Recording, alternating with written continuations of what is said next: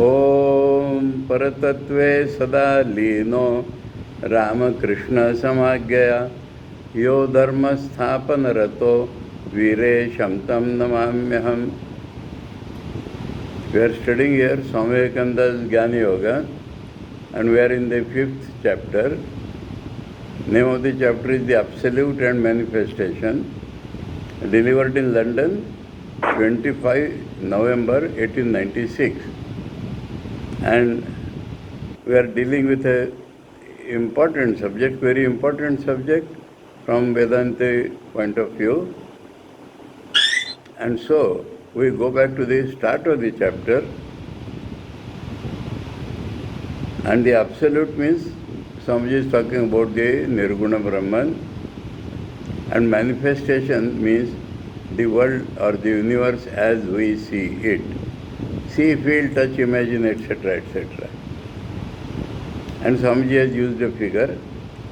The one question that is most difficult to grasp in understanding the Advaita philosophy, and the one question that will be asked again and again, and that will always remain. That means each individual has to solve the question for himself. Swamiji will suggest, give hints, how, and that question will never be solved because the question is impossible. So the question will always remain. How has the infinite, the absolute, become the finite? So absolute is infinite. We have seen that in the chapter on the real nature of man. And infinite cannot have a part. And how the infinite can become the finite. I will now take up the question, this question, and in order to illustrate it, I will use a figure. Swamiji is not going to solve the problem. Problem will always remain. Swamiji is going to illustrate it, and he is using a figure. And this figure everybody has seen in the book. Here is the absolute A on the top of the figure, and this is the universe B at the bottom of the figure. Universe means the world of variety and all the lokas and everything, not only this earth. The absolute has become the universe in our vision. By this is not only meant the material world, Prithvi, but the mental world, the spiritual world, heavens and earths, and in fact everything that exists. Everything that exists in our experience is the universe. And whether there are different lokas or within us, the mental world is a different thing, spiritual world is still higher, and all this is included in the word universe. Mind is the name of a change, you have seen. Mind is the name of a change. And body is the name of another change. Continuously changing things, flux. That is body, that is mind, differently changing. And so on. So on means whatever is in the body is changing, whatever is in the mind is changing. Our eye consciousness is changing.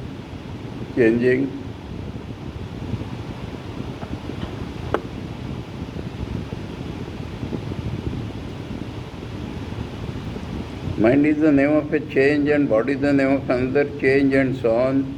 And all these changes compose our universe, that is the universe. This absolute A has become the universe B by coming through time, space and causation.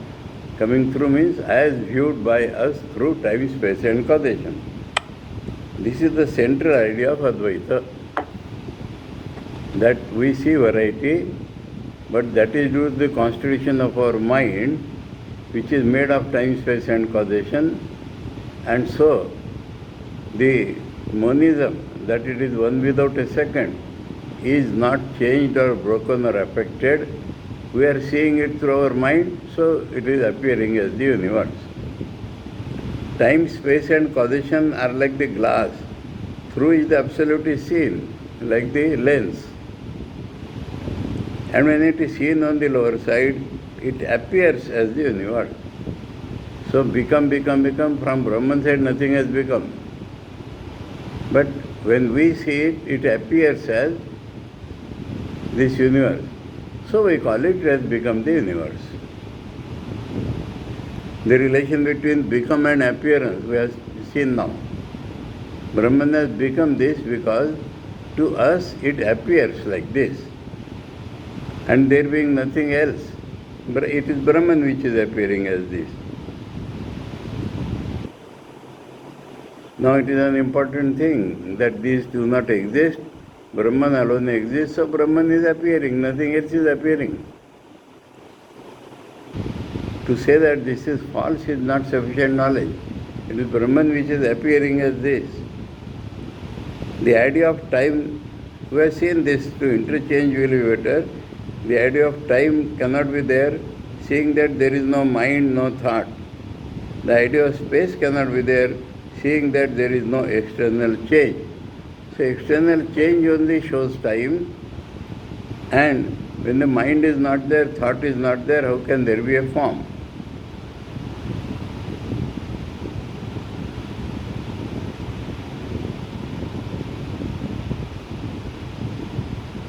Space will not be there.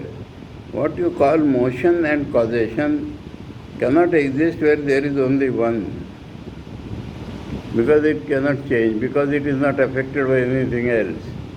Capital One. We have to understand this and impress it on our minds so that it becomes firmly rooted there through manana. That what we call causation begins after, if you may be permitted to say so, the degeneration of the absolute into the phenomenal. We have seen that degeneration means as it appears to us, it does not appear to us to be absolute, it appears as phenomenal. That means part of the manifested world. And so Swamiji says, language is never a sufficient thing to explain Vedanta. So he says, if you are permitted to say so, you can call it degeneration.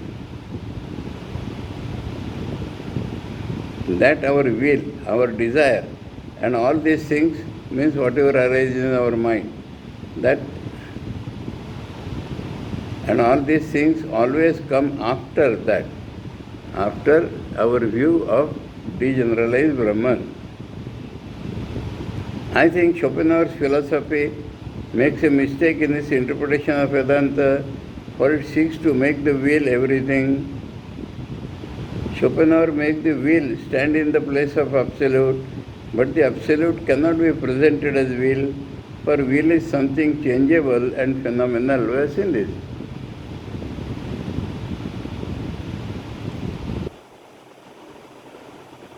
And over the line drawn above time, space and causation in the figure, there is no change, no motion. It is only below the line that external motion and internal motion called thought begin. So below the line means only in the observed universe. The external motion is there, mental motion is there. There can be no will on the other side, and will therefore cannot be the cause of this universe. So will is not on the other side means will is not a part of the absolute, and so it cannot be the cause of the universe.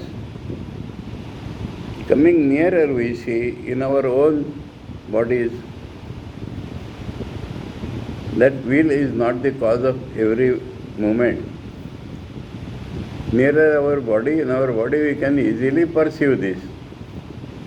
I move this chair, my will is the cause of this movement, and this will become manifested as muscular motion at the other end. But the same power that moves the chair is moving the heart, the lungs and so on, but not through will.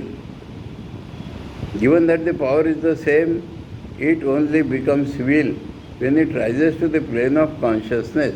This is the superficial consciousness in our mind. The will is a part of that mind. And to call it will before it has risen to this plane is a misnomer. This makes a good deal of confusion in Schopenhauer's philosophy. From different sides, Swamiji is asking, a stone falls and we ask why. So Swamiji is showing how the question is wrong. irrational. This question is possible only on the supposition that nothing happens without a cause. That is, we take for granted. I request you to make this very clear in your minds. For whenever we ask why anything happens, we are taking for granted that everything that happens must have a why. That is to say, it must have been preceded by something else which acted as the cause. This precedence and succession are what we call the law of causation. In something which does not change, there is no such thing. It means that everything in the universe is by turn a cause and an effect. It is the cause of certain things which come after it, and is itself the effect of something else which has preceded it. If that is the cause of something else, it itself cannot be the original. It has to be effect of something. And Brahman is neither cause nor effect. This is called the law of causation and is a necessary condition of all our thinking. Necessary condition of all our thinking, but because that is the constituent of our mind, this causation. We believe that so what we are believing when we ask this question, we believe that every particle in the universe, whatever it be, is in relation to every other particle. There has been much discussion as to how this idea arose. In Europe, there have been intuitive philosophers who believed that it was constitution in humanity. This idea of causation is a part of the human constitution. Others have believed it came from experience. How many terms of experience nobody can determine. And they have experimented on this. But the question has never been settled. We do not know. That is the answer. We shall see later on what the Vedanta has to say about it, but not settled in the East-Western philosophy. Vedanta will say something about it. But first we have to understand this, that the very asking the question why presupposes that everything around us has been preceded by certain things and will be succeeded by certain other things. We are accepting, assuming cause and effect, and that is why we are asking why. The other belief involved in this question is that nothing in the universe is independent, that everything is acted upon something outside itself. Interdependence is the law of the whole universe as we perceive, because that is also in our mind. In asking what caused the absolute, what an error we are making. This is all about the universe observed by us. To ask this question, we have to suppose that the absolute also is bound by something, that it is dependent on something, and in making this supposition, we drag the absolute down to the level of the universe. For in the absolute, there is neither time, space, nor causation. It is all one without a second. That which exists by itself alone cannot have any cause. Ekameva advitiyam. That which is free, that which is free, cannot have any cause, else it would not be free, but bound. That which has relativity cannot be free. Thus we see the very question, why the infinite became the finite is an impossible one. 2-3 ideas, interdependent, Swamiji has told here. Free cannot have any cause. What has relativity cannot be free, because it will be affected by something else. Thus we see the very question, why the infinite become the finite is an impossible one, for it is self-contradictory. Infinite, nothing can happen to that, and we are asking why it has become finite. It cannot become.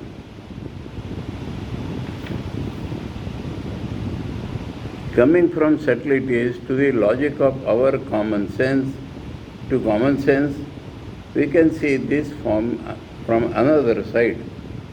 When we seek to know how the absolute has become the relative, supposing we know the answer, would the absolute remain the absolute? It would have become relative. You have seen this all, I am reiterating only.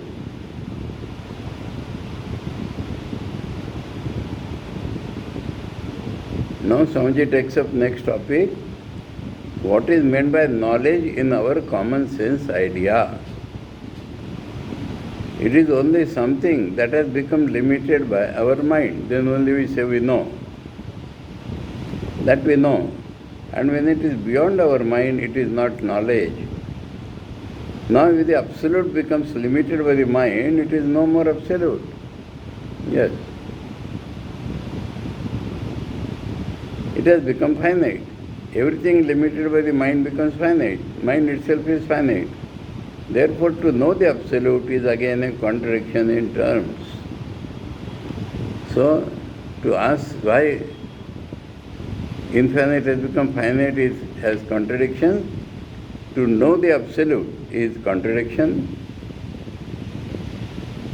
in terms. That means the terms are opposite to each other. That is why this question has never been answered. That is why the question will always remain, that it is not logically formed. Because if it were answers, there would be no more be an absolute.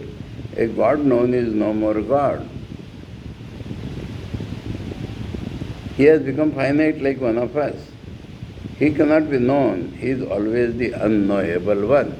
From here it takes a different turn. What is unknowable? But what Advaita says is that God is more than knowable. This is the line taken in Kenopanishad. Viditad aviditad adi. Viditabhyam anyad aviditad adi. This is a great fact to learn. To understand Vedanta, this is very, very important. It is a fact of experience, but lies unanalyzed by us. If you analyze, we will find some new facts. This is a great fact to learn. You must not go home with the idea that God is unknowable in the sense in which agnostics put it. They say we can never know it.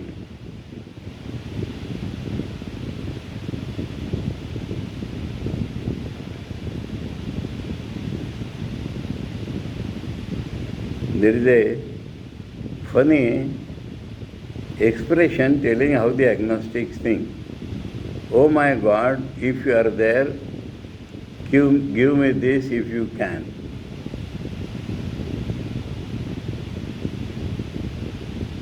For instance, here is a chair. It is known to us, that means through the mind. But what is beyond ether or whether people exist there or not is possibly unknowable. But God is neither known nor unknowable in this sense. He is something still higher. So you have seen this important thing, that known and unknown does not exhaust the world. Still higher than known. That is what is meant by God being unknown and unknowable. He has explained this. We saw it last time.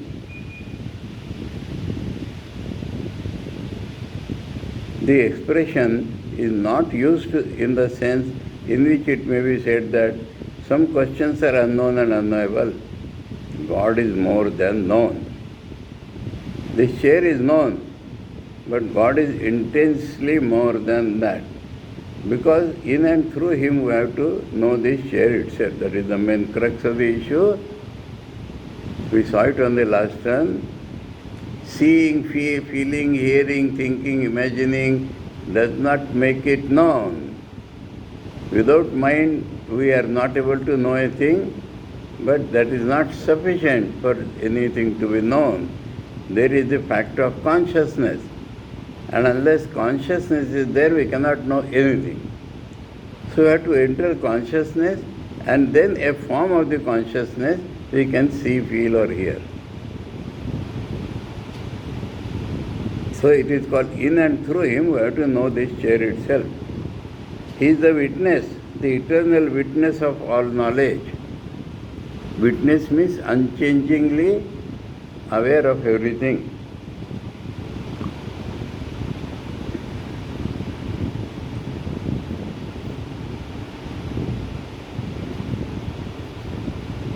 Witness of all knowledge.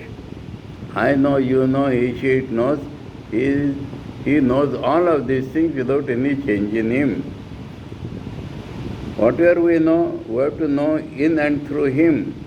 Unless we go to the source of consciousness, how can we know things? He is the essence of our own self. So we cannot make him an object to know him. He is the essence of this ego, this I, and we cannot know anything excepting in and through that I. I know. Every time the expression is I know. And the I itself is a form of him, consciousness. Therefore you have to know everything in and through the Brahman. Here the word Brahman comes first time, the universal consciousness. To know the chair, you have to know it in and through God. So, synonym terms Swamiji is using here. In one line he says Brahman, in the next he says God. Though they cover a little different, but denotes the same thing. Thus, God is infinitely nearer to us than the chair. What an intense statement. This is the source of all scriptures of devotion. God is very near to us. God is our real nature. We are not near to us. We are running away in the world. We have to bring ourselves back to meet God.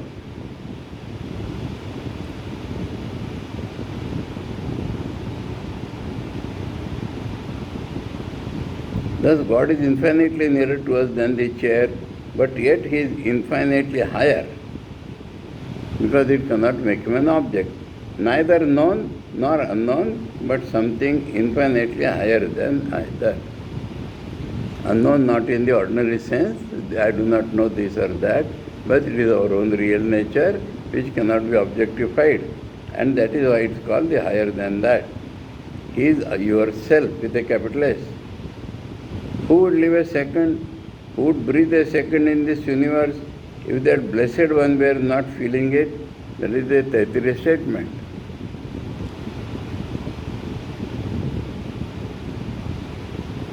So our life, our prana, everything depends upon Him. Because in and through Him we breathe, in and through Him we exist. Not that He is standing somewhere and making my blood circulate. So the idea of an extra cosmic God is not rational.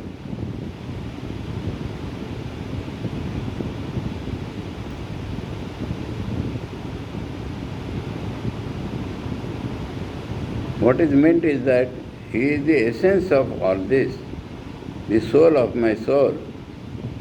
You cannot by any possibility say you know Him. It will be degrading Him. It will make Him an object. You cannot get out of yourself. To know yourself, which is God, to know it, you have to become a subject, and this should remain an object, which is impossible. Knowledge is objectification. So our present day knowledge is to make everything an object, and then we can know it through our mind and senses.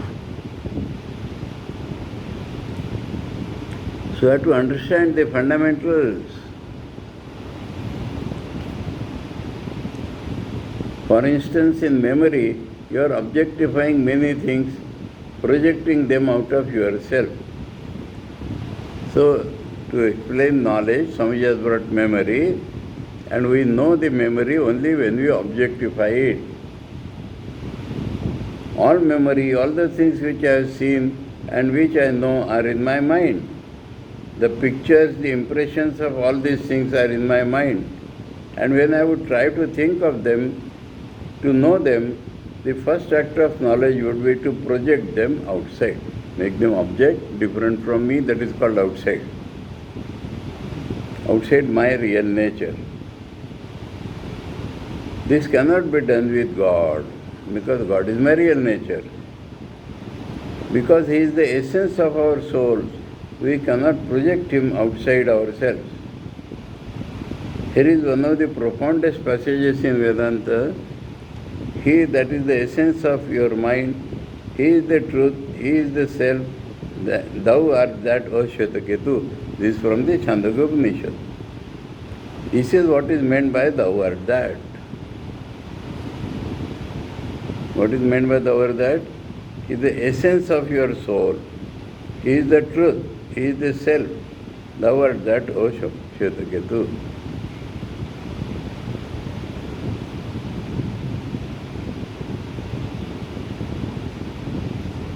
You cannot describe Him by any other language. That thou art is the only language in which you can describe it. All attempts of language, calling Him father or brother or our dearest friend, are attempts to objectify God, which cannot be done. He is the eternal subject of everything. I am the subject of this chair. I see the chair. And so God is the eternal subject of my soul. How can you objectify Him? The essence of our soul, the reality of everything. Essence, Swami just told 2-3 times. It is not that something is there in essence of something. So he changes the term, says the reality of everything. Everything which appears is unreal. Thus I would repeat to you once more, God is neither knowable nor unknowable, but something infinitely higher than either. He is one with us, and that which is one with us is neither knowable nor unknowable. We are that. How can we say we do not know ourselves? As our own self. You cannot know your own self.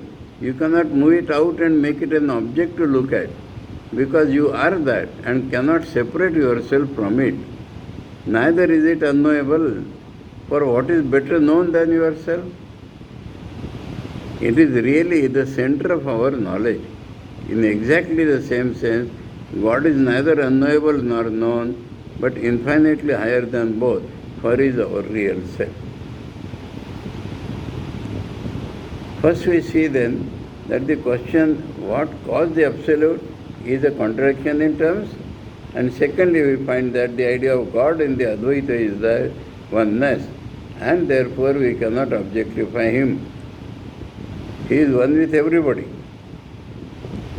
For we are always living and moving in Him, whether we know it or not. Whatever we do is always through Him. Up to this we had studied. Now the question is, now, after understanding this, then next is this question, what are time, space and causation? So we have been saying, through time, space and causation we are seeing everything. What are them? Advaita means non-duality. There are no two but one. Then are these time, space and causation some existences?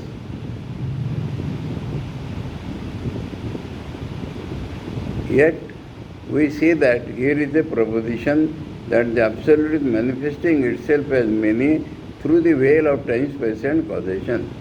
This is what has been shown up till now. But does it mean something other real than the self?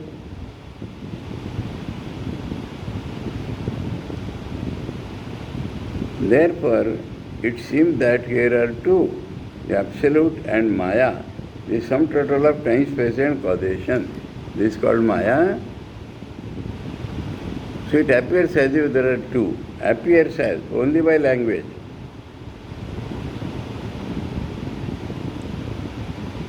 It seems apparently very convincing that there are two. In this, the Advaitist replies that it cannot be called two. To have two, we must have two absolute independent existences which cannot be caused. Then it is two. In the first place, time, space and causation cannot be said to be independent existences. Now to understand in this way. This chair exists. Time exists only in relation to events. Space exists only when I see the table in the space. Causation exists only when there is succession, when there is precedence and succession. So independently, abstractly, we cannot conceive of these things at all. Important thing. And so it is not second reality other than Brahman. They are like shadows, he says. Time is entirely dependent existence. It changes with every change of our mind. Okay. We have seen that in the chapter on Maya. Sometimes in dream, one imagines that one has lived several years. At other times, several months were passed as 1 second. So time is entirely dependent on our state of the mind. So you take the example of the dream, that is the state of the mind. And there the time concept changes. Secondly, the idea of time vanishes altogether. Sometimes, like in deep sleep, like in samadhi, like in coma.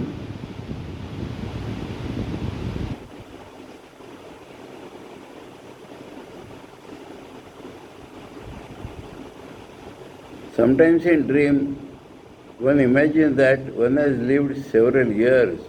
At other times, several months were passed at 1 second. So time is entirely dependent on our state of mind.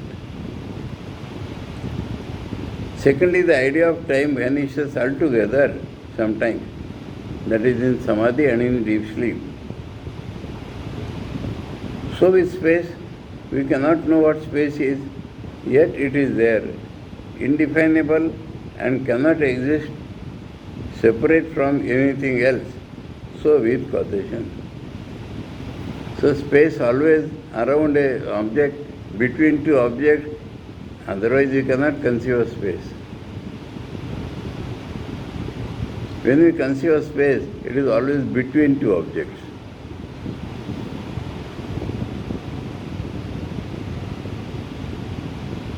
Yet it is there, indefinable, and cannot exist separately from anything else. So with causation. So along with the world exists, time, space and causation exist. World exists because of time, space and causation. Time, space and causation exist because of the world as observed. That is the mutual dependence. The one peculiar attribute we find in time, space and causation is that they cannot exist separate from other things. You understand this? Try to think of space without color or limits or any connection with the thing around. Just abstract space, you cannot.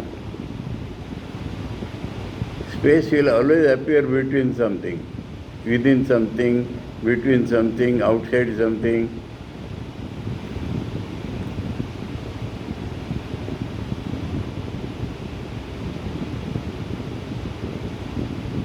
Try to think of space without color or limits or any connection with the things around. Just abstract space, you cannot. You have to think of it as the space between two limits or between three objects. In space between three objects or between two limits. You have to understand this. In space, which is three-dimensional, we require three figures to define space between. Otherwise, two surfaces.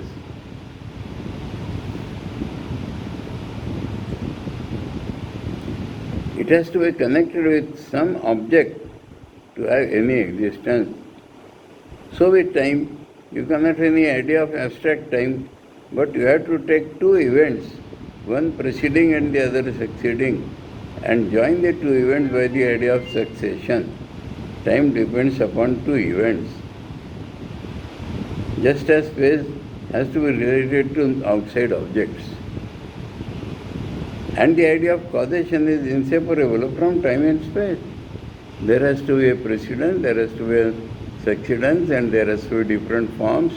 So both space and time are involved in making the idea of causation. Time depends upon two events, just as space has to be related to outside objects, and the idea of causation is inseparable from time and space. This is the peculiar thing about them, that they have no independent existence.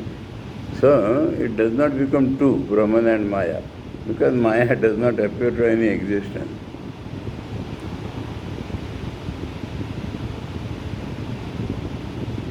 They have not even the existence which the chair or the wall has. Wall appears to us. Time only in relation to when the wall was broken. Space where it stands. Causation, what caused it and what it will cause. So always these three are like shadows hovering around objects.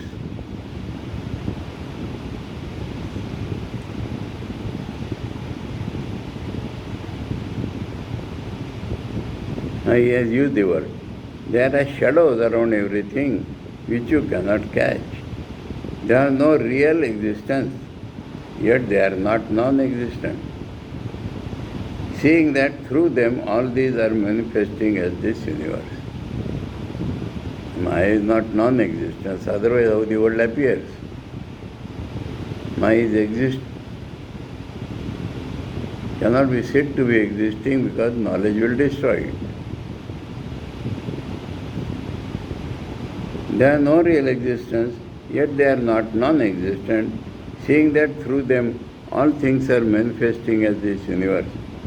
Thus we see, first, that the combination of time, space and causation has neither existence nor non-existence. Secondly, it sometimes vanishes in samadhi, in deep sleep.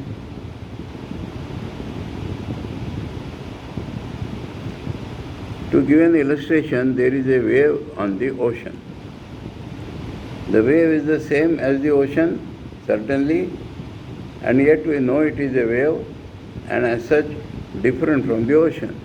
What makes this difference? The name and the form. That is the idea in the mind and the form. Name means idea in the mind. Now, can we think of a wave form as something separate from the ocean? Certainly not. It is always associated with the ocean idea. Yes, wave in the ocean, we can think like that. If the wave subsides, the form vanishes in a moment, and yet the form was not a delusion. Somebody has not made us like that. We have seen that idea of ocean wave is always present.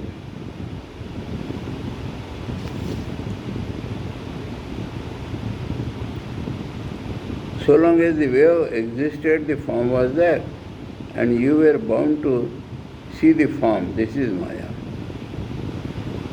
It has no independent existence, but we have to see it. That is Maya. The whole of this universe, therefore, is as it were a peculiar form. The absolute is that ocean, where you and I and suns and stars and everything else are various waves of that ocean. Appearance only. God appears as this. And what makes the waves different? Only the form. And that form is time, space and causation, all entirely dependent on the wave. As soon as the wave goes, they vanish. As soon as the individual gives up this Maya, it vanishes for him and he becomes free.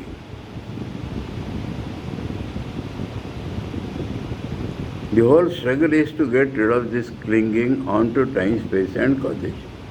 To get beyond mind is the only life struggle going on. And we are struggling through our mind.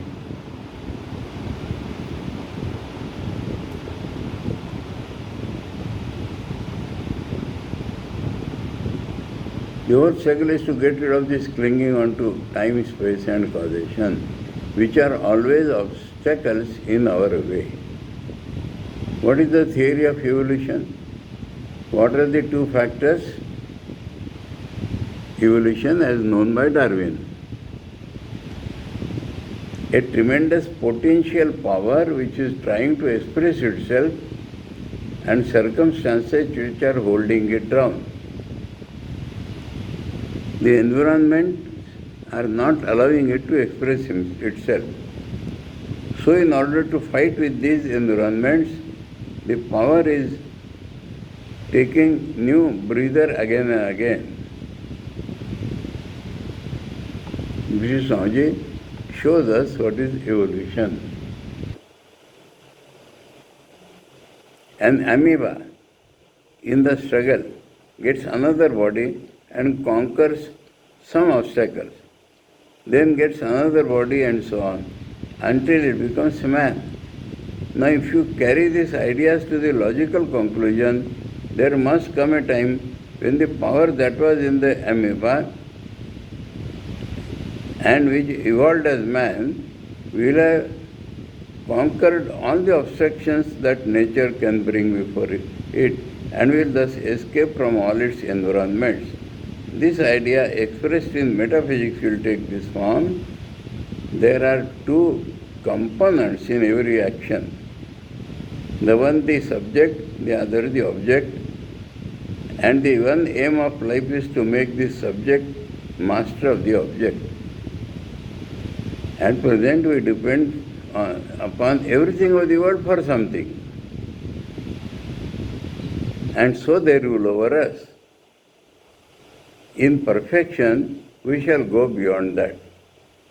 Swamiji has not yet used the word beyond, but that is what he is meaning.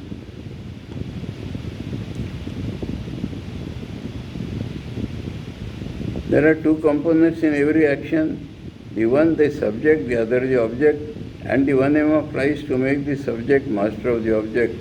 For instance, I feel unhappy because a man scolds me. My struggle will be to make myself strong enough to conquer the environment so that he may scold and I shall not feel. This is the goal.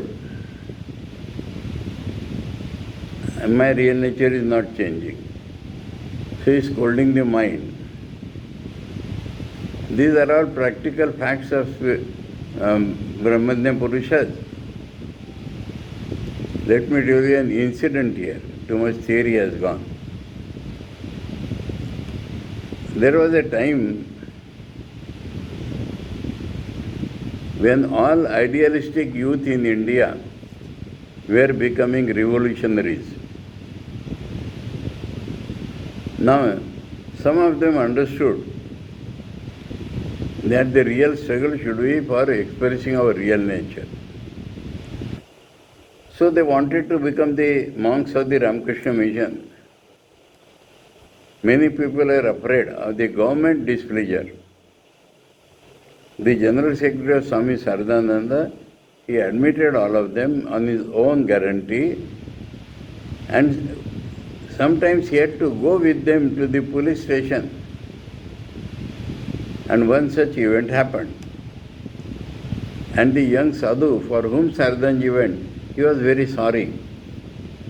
The police officer did not ask Saradan Swami to sit down. So on the way back, that man was feeling very sorry. Again and again he was asking to be condoned for his behavior. And Saradan Swami was repeatedly telling him, I was not insulted, I was not insulted. Finally he explained that my mind is not with me, it has been given to God. And that God is not producing any change at present in my mind. So I have no worry. So that is what Swamiji is meaning here. Time, space and causation should not affect our mind.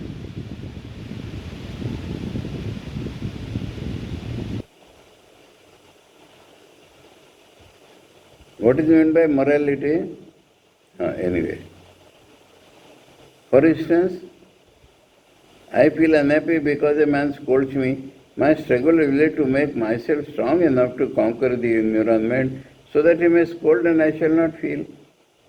That is how we all are trying to conquer. What is meant by morality? Making the subject strong by attuning it to the absolute. How this will happen? Attune it with the absolute. And that you should become that absolute.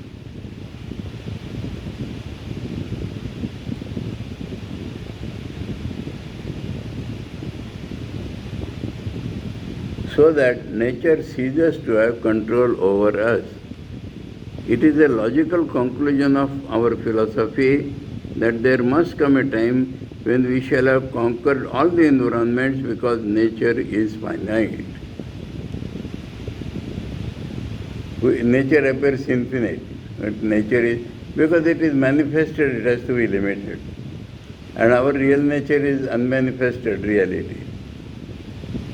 So if you can dissociate it with this, there will be no reaction.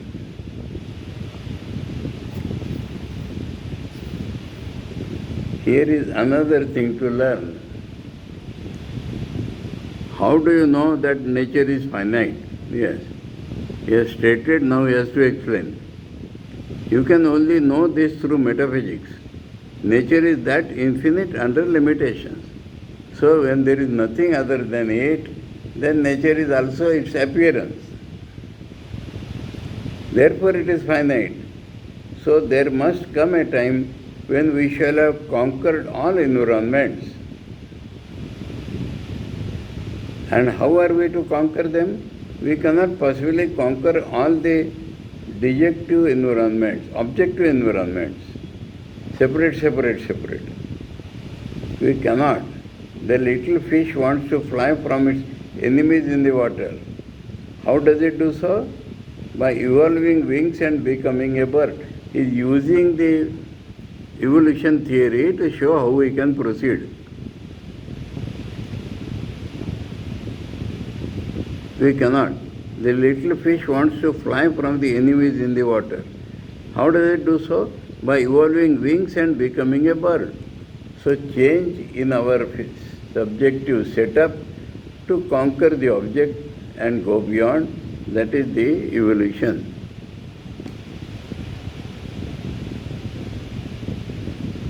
We cannot. The little fish wants to fly from its enemies in the water. How does it do so? By evolving wings and becoming a bird. The fish did not change the water or the air. The change was in himself. This is the whole sadhana spiritual life. Well, changing the outside world is science business.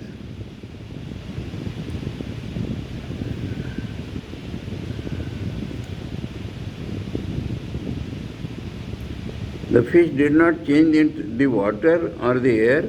The change was in itself. Change is always subjective. That means within ourselves. All through evolution you find that the conquest of nature comes by change in the subject.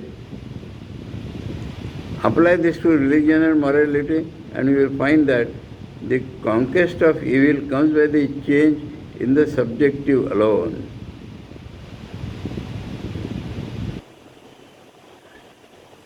That is how the Advaita system gets its whole force on the subjective side of man.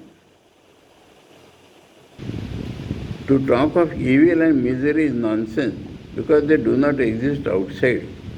If I am immune against all anger, I never feel angry. If I am proof against all hatred, I never feel hatred.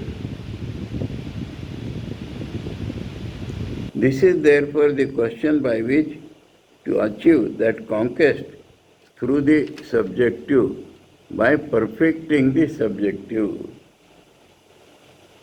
I may make bold to say that the only religion which agrees with and even goes a little further than modern researches, both on physical and moral lines, is the Advaita. And that is why it appeals to modern scientists as so much. They find that the old dualistic theories are not enough for them, do not satisfy their necessities. A man must have not only truth, a man must not only have faith, but intellectual faith too. That means rational faith. Now to this latter part of the 19th century, such an idea as that of religion, coming from any other source than one's own benedictory religion, must be false always, that there is a still weakness left. So how the different religions are quarreling. If we can understand that it is out of faith that they are evolving, then there will be no quarrel.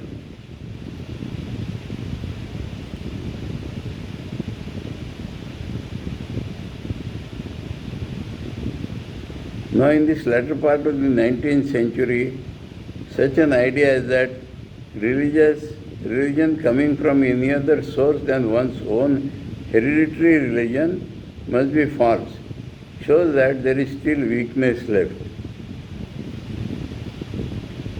My religion, your religion is different, so it is false. You have to find a common link in religion. Religion is the conscious effort of realizing God. That is where we will stand finally.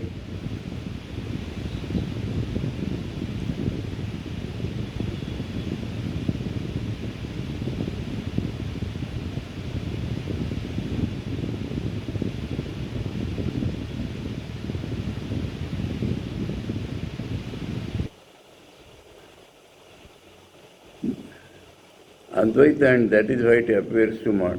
They find that the old dualistic theories are not enough for them, do not satisfy their necessities. A man must have not only faith but intellectual faith too. None in this latter part of the 19th century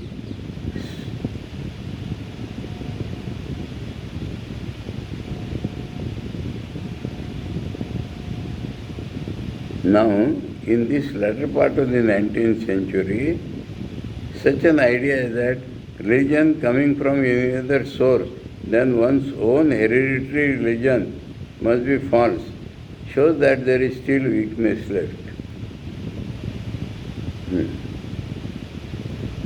And such ideas must be given up, as I do not believe. I do not mean that there is the cause in this country alone. It is in every country and nowhere more than in my own. This Advaita was never allowed to come to people. At first, some monks got hold of it to be called the foremost philosophy, forest philosophy. Aranyakam, forest philosophy, is how Vedanta is called. By the mercy of the Lord, the Buddha came and preached it in the masses, and the whole nation became Buddhist. Long after that, when theists and agnostics had destroyed the nation again, it was found out that Advaita was the only way to save India from materialism. No other system, dualistic, is rational according to matter.